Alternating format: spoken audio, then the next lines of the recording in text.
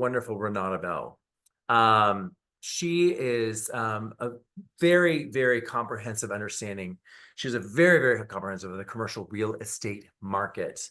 She delivers high caliber service to various clients based from Fortune 500 to mid cap and privately held corporations. She is such a super powerhouse of knowledge. She holds a leadership role at the National Land Realty here in Atlanta. She's a licensed commercial real estate broker in Georgia, South Carolina, and North Carolina. She's also the founder of the Atlanta chapter of AAREP, which is the African American Commercial Real Estate Professionals. This is a nonprofit group that's not only geared to provide support and accessibility for minority commercial real estate professionals, which you can imagine is sort of like a whole new world to face into if you're really not familiar with it, but it also provides awareness to underserved youth so they understand what this is and what it can mean for wealth generation for them and for their values and their families. She graduated from Terry College of Business, an executive MBA program at the University of Georgia, and completed an international business residency in Japan. She also is a graduate from the Commercial Real Estate Women's Leadership Program and the ACBR Diversity Mentorship Program. I am so thankful and happy to introduce to you Renauta Bell. Hey, everyone. Can you all hear me? Okay. Yes. Excellent. Thank you so much for having me today. I'm excited. I am too. I am too. It was such a pleasure. I got to meet Renauta on a call. It was really kind of a discovery call between the two of us. And we are both parents, which is a fun game. And it's fun in the leadership game. So I'm curious. I'm going to ask you both questions, actually, Renauta, because I can. The first question I'm going to ask you is in business, in your work, and in commercial real estate, in your nonprofit, and all the things that you've done. How does love play a role in your leadership? Sure. So, starting with the business piece, with the commercial real estate sector specifically, you know, it's interesting from my perspective. Leading with love, it's characterized by empathy, nurturing, understanding, acceptance. Um, and unfortunately, this style of leadership is often underrepresented in the commercial real estate industry. The sector is predominantly male, with leadership styles, traditionally skewing towards assertiveness, competitiveness, and decisiveness. And, these are traits that are, typically associated, with leadership and high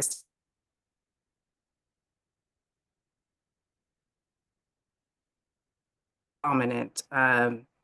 These are the dominant qualities that you'll find in this industry. I often say there's no love in commercial real estate because it's Mhm. really all about results.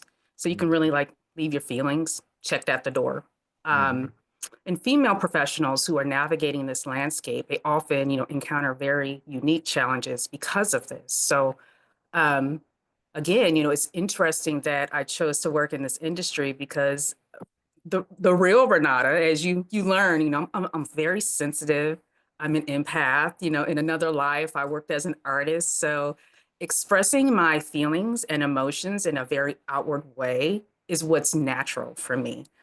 So as a result, I learned some very tough lessons the very hard way in my career journey. So you'll also often hear me say, commercial real estate is not for the faint of heart or don't get your feelings hurt, and these are assertions that are founded on my own experiences because I did just the opposite of all of that when I first entered this industry.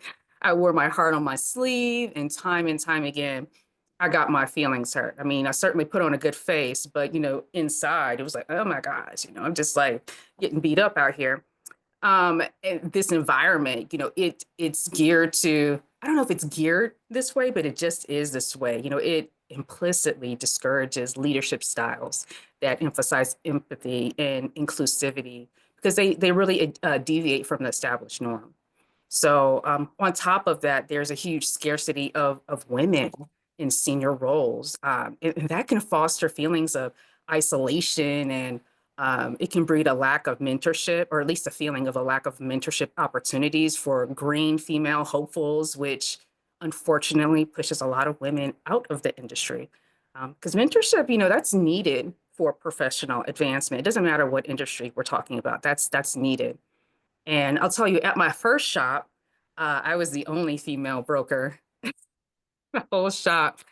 And with that said, there was no one who I could communicate to, who I could talk to about some of the things that I was going through. So I had to get really, really intentional about seeking out women who held leadership roles in the industry. And it was not easy. It was not easy at all. I had to stay persistent because they don't know me from a can of paint. I could be here today, gone tomorrow, because that's just how the industry is. And, like, why waste time on someone who really doesn't have what it takes to be in this industry and have the stick to itness that is required to be successful. So I pushed, and fortunately, since I don't give up easily, um, I did find, my people, at least the people that I needed at that time.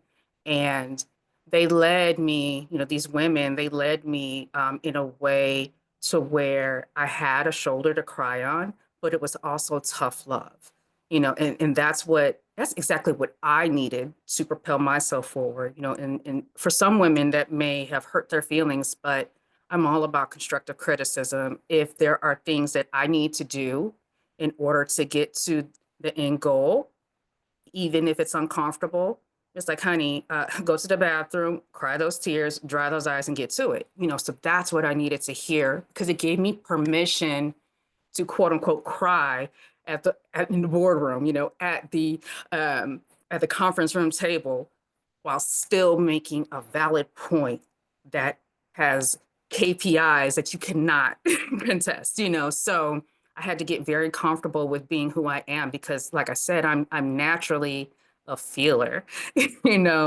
I'm a hugger. I'll hug you before I shake your hand, and that's not the norm.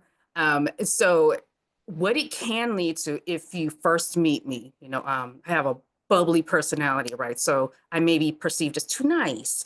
And sometimes, people who are quote unquote too nice in this industry, they may face skepticism, regarding their effectiveness. However, if you really get to know me, like I said, my go-to is to be nice and loving and huggy and all that good stuff, but I don't play. you know, if you cross me, or if you try to take advantage of my client, or if you're doing something shady or underhanded, it's just like, it's that mama bear response that just dives all the way in, which is not the standard, but that's how I look at my clients. That's how I look at any project that I'm working on. That's my baby for right now.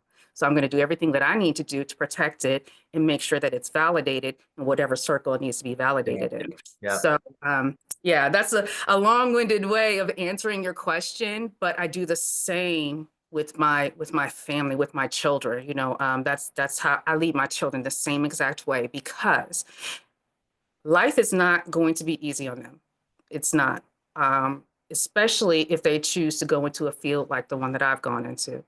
It's, as I said, it's not for the faint of heart, and you have to figure out a way to still be true to yourself, to still be you, while still figuring out that path to be successful. And I'll tell you, I found myself in this place, and I haven't openly shared this with people outside of my family, but I will share here because I think it's important to say this. I had finally got to a point in my career that I had been working for so long. I was in this place where I wanted to be there from day one. Here we are.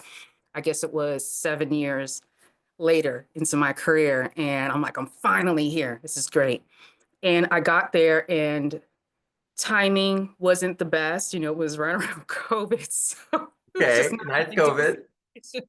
Yeah, it was not an ideal situation. Plus, I'm a female.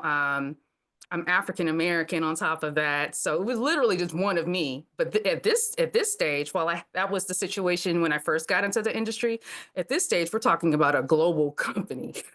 Yeah. So let me just say, it was lonely out there in these streets. But on that same token, I have a lot of mouth, and like, I stand up for what's right. And if I'm invited to have a seat at the table, you better believe I'm going to have some things to say. And that is my best attribute. It's also my worst attribute. It helped me in a lot of aspects in terms of If I walk in the room, you may not like me, but you will respect me. But it hurt in some areas too, because I may not be the person that you call on to go to lunch right away. But that's only because of the perception of me, because you haven't had a moment. Like, for instance, the conversation you and I had, that was supposed to be like a 30-minute situation, and it turned into well over an hour. And it was wonderful, but we connected. So when you are afforded the opportunity to connect with someone who's different, then you take it, and that is what I want my children to understand. Don't judge a book by its cover. You never know how many things you have in common with the next person and how many learning opportunities are positioned right there in front of you. You just keep walking by it, though. Just keep walking by it. These are the things, your interest, your curiosity, these are the things that help to propel you forward. Even if you walk in a room and A, B, and C may not accept you as D, right? Yeah. But communicating and continuing to show up in the face of adversity with a smile, your natural, genuine, true self, that is what gets you to the end goal. So that's how So I do it. I want to, yeah, no, I love that. I want to make a comment for our those of you who are listening. Um, I, type in the chat if you think that love is sometimes weak, right? So if love is mushy gushy, or do you think of love as strong, or do you even think of it as both? And the reason I ask that is it's so interesting, and I'm going to forgive me if I use some generalizations, right? I love to call myself a father mother. And Mm. I love to call mothers mother fathers, right? Because what in the story that you just told about leadership in commercial real estate, right, is that you wanted that nurturing, you wanted that lovingness, right? Right? And you got it in a different form. You got it in protection. You got it in the hard things you needed to hear so that you could get in that room and deliver, right? What the other women gave you was a form of love, but it was, I'm going to call it a masculine love, right? They gave you a protective layer to go in and get the job done with, right? So I mention that because I think oftentimes we don't see it is the most powerful spirit force in the universe. I agree. And it's interesting because it's protective and nurturing, right? It's doing both for you at the same time.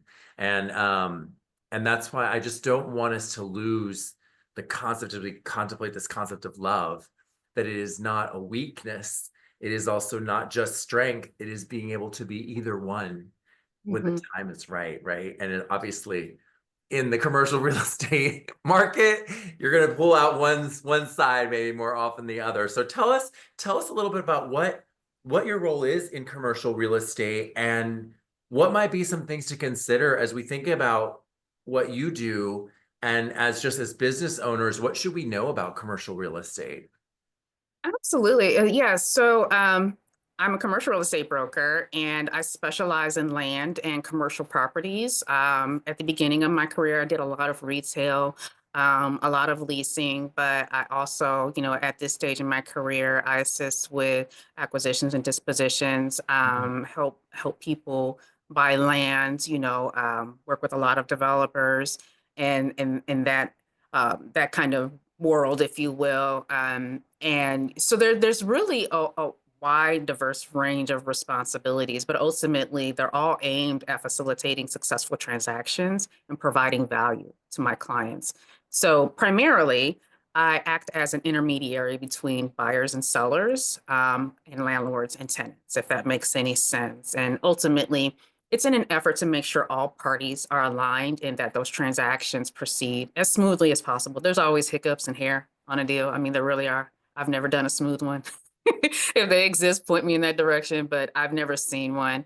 And ultimately, the best way to make it as smooth as possible is to know your stuff, and do the comprehensive market analyses in order to determine the true value of whatever asset it is we're looking at. And being in a position to where you can identify, potential opportunities to showcase to interested buyers and so forth. And also, it's important to develop strategic marketing plans. If I'm representing someone who's a seller or owner, in order to attract suitable buyers and tenants. Um, so it also, well, what I do also coincides with an understanding of zoning laws, land use regulations, and development potential. So as I said, I collaborate closely with developers, investors, municipal authorities in order to navigate those complexities associated with land acquisition and disposition and upzoning and all of those good stuff, all of that good stuff rather. I also use cutting edge mapping technologies to better understand the lay of the land, if you will, because there may be some hidden things, under that brush, under that grass that, the naked eye may not be able to see. And maybe you have a buyer client or even a seller client, they don't understand about the land that could potentially create some problems in terms of what the use is and, the value of the land. Um, in addition to the transactional duties, I also provide advisory services to clients. So again, that's, offering market intelligence and insights into market trends, investment strategies, portfolio optimization, and thorough financial and market analyses. So um, I also negotiate on behalf of my clients to secure favorable terms and conditions, help them to navigate the due diligence process, and I coordinate with legal, financial, and other professionals to ensure compliance and mitigate risk and just make sure we have smooth closings and so forth. I serve as the managing broker for my team.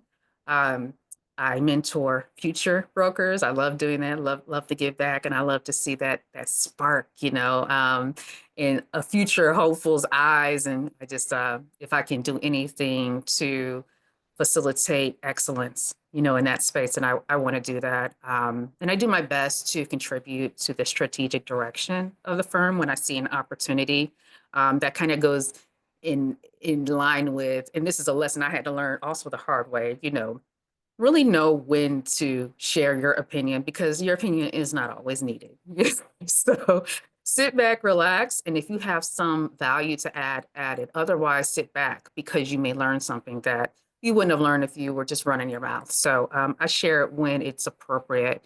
And ultimately, I do my best to continuously educate myself and develop myself professionally in order to best serve my clients and really just contribute to the industry's advancement. 'Cause as I said, there's not a lot of me walking around. So if I'm going to be one of the few, I want to make sure that I position myself in the best way that I possibly can, not only for my clients, but for the future of this industry.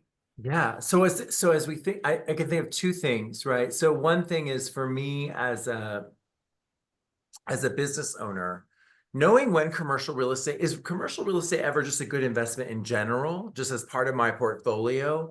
When do I need to be thinking of that in terms of diversifying? That's my first question. The second question is more personal for the business. When do I rent versus when do I buy?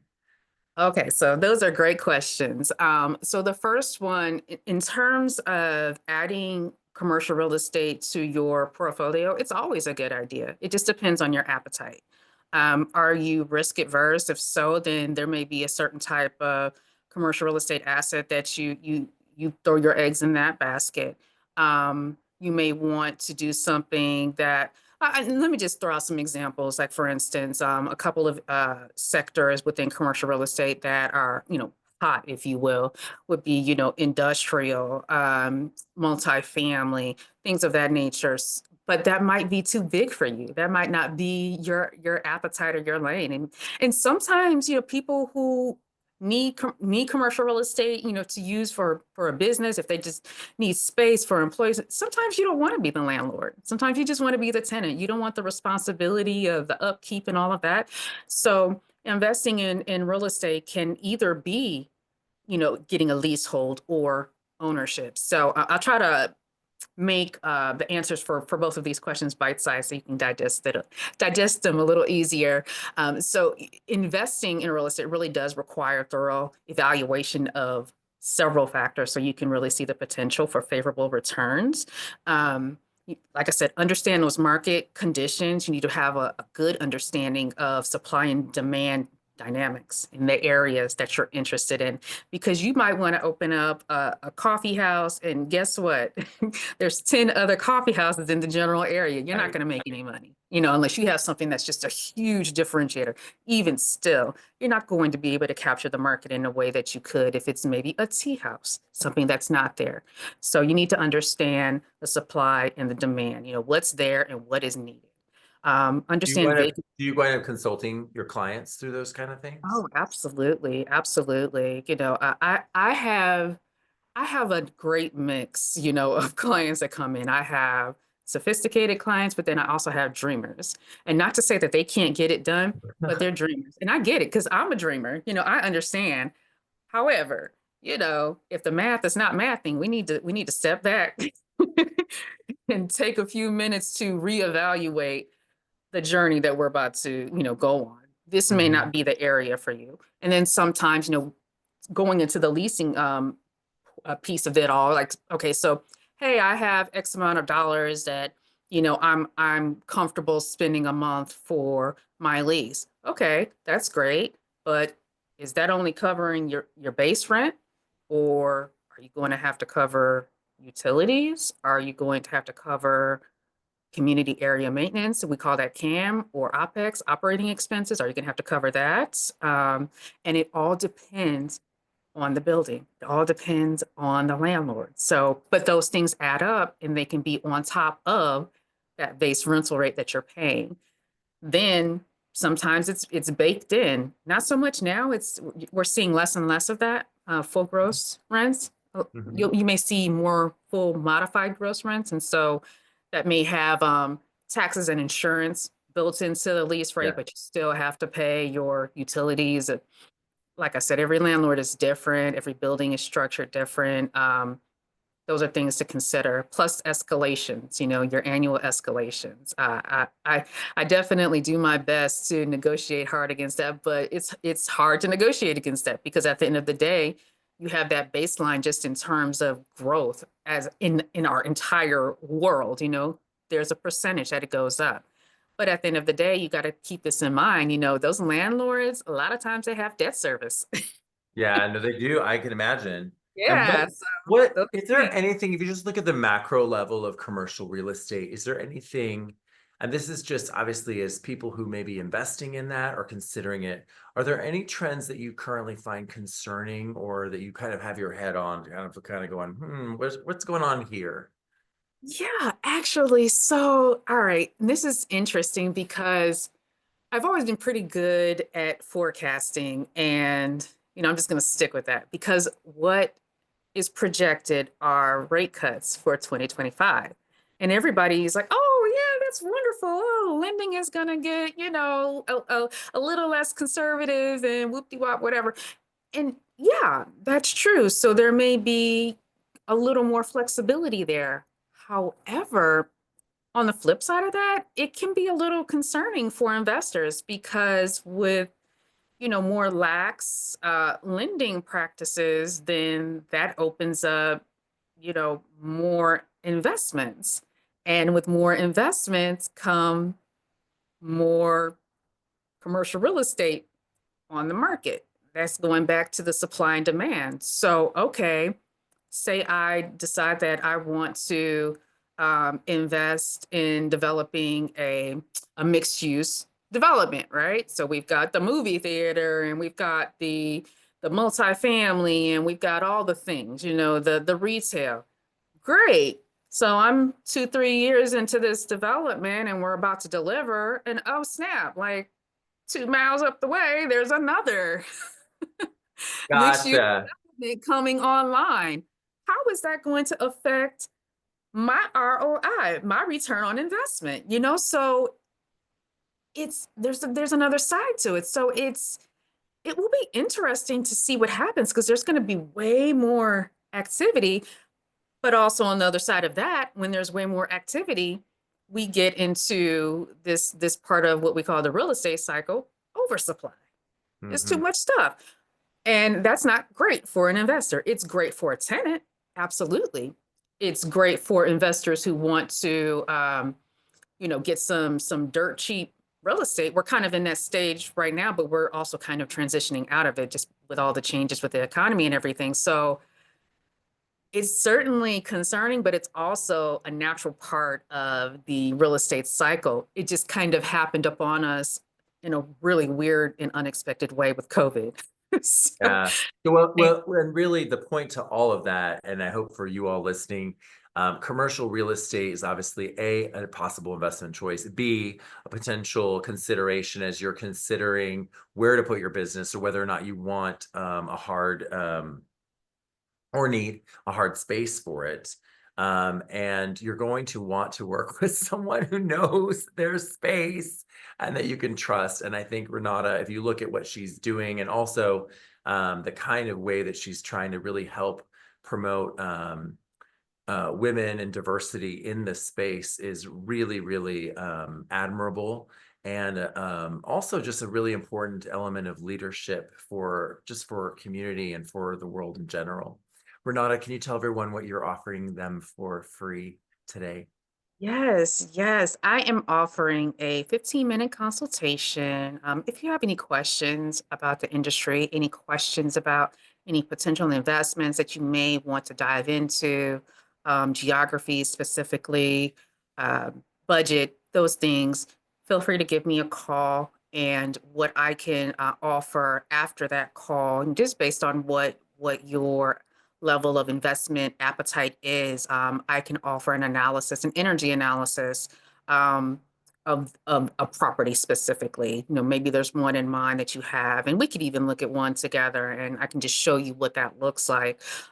It can give you an idea of additional income that you could potentially make off of the asset, be it land or commercial brick and mortar, in terms of energy. So you develop on that. You can get an idea of what you'll generate for income based off of how many doors or whatever the situation is. Or if you're planning to invest in a building specifically and you plan to lease that out, this will be on top of that. Maybe you want to do some rooftop solar leasing, and there's opportunity there. So I'll show you what the value of that is. And comprehensive report, and it'll also include potential risk factors that you should be aware of. That's great. That's awesome, actually, because I think a lot of times people are curious, and you don't always have a great expert that you can reach out to understand more about. And Renata doesn't have to be in your area to give you some initial insight into this space. And it's one of the areas that one can generate wealth from, right? So as you think about doing well with what you are given, this is a potential place to put your money to grow it. So. Thank you so much, Renata. I really appreciate the time, your expertise, and what you're doing to make your industry a better place. Thank you for having me. It was wonderful chatting with you and everyone. So don't be a stranger, and don't hesitate to reach out. More the merrier. All right. Thank you, Renata. Take All care. right. So we have one more speaker today, and then we'll jump back into it tomorrow. I wanted to share with you all one more, and I've shared this a few times, but I'm going to share this every so often. I think I share it like 4 times. And that is just want to remind you all, there is a free financial empowerment course that is available for you or anyone who you would like to attend. It is next week in the evening on Wednesday. And DOS will send that link out. I am very committed with the Gailey Impact to addressing financial literacy, the challenge that we have with so many Americans not knowing how to deal well with their money. It is built in a way that is really, really sort of like an ABC of just how to use your money, how to grow it, how to think about it in terms of its milestones. But there's another aspect to it as well. I'm working with Kim Schooler, who you see here in the picture. She is a money wealth expert, and she also knows how to think about where to go next as you're thinking about curating your wealth responsibly